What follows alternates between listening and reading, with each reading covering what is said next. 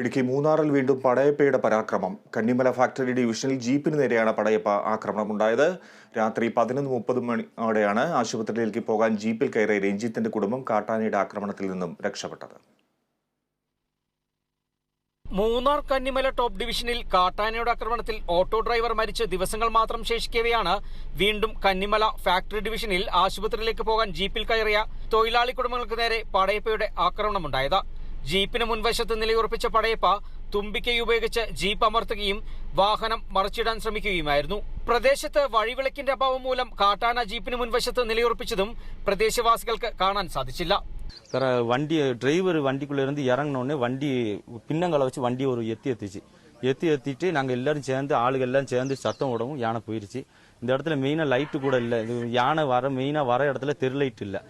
இது ஒரு இடம், அங்கே கீழே முக்குரோடுன்னு சொல்லுவாங்க, அந்த இடத்துல எல்லா இடத்துலையுமே வந்துட்டு தெருலைட் இல்லை.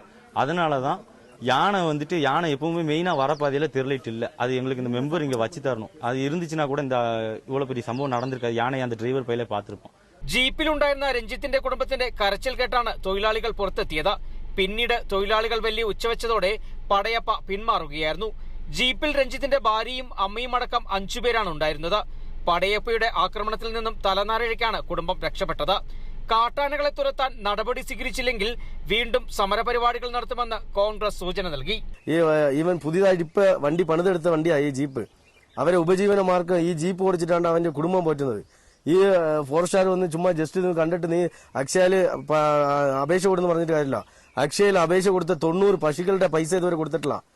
മരണപ്പെട്ടവരുടെ കുടുംബത്തിന് പൈസ കൊടുത്തിട്ടില്ല. ഇന്നലെ കഴിഞ്ഞ ദിവസം മരണപ്പെട്ട കുടുംബത്തിന് മാത്രം പൈസ കൊടുത്തേക്കണേ, ബാക്കിയുള്ള ആർക്കും പൈസ കൊടുത്തിട്ടില്ല.